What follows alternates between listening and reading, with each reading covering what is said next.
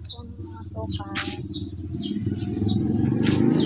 Opo ay nag-aalaga na matanda. Ayan na sa si nanay tulog na.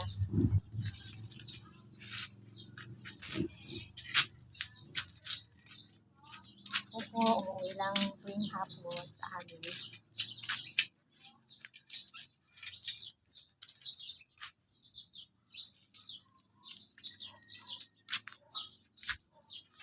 Yan yung mga halaman ni ate. Yan po.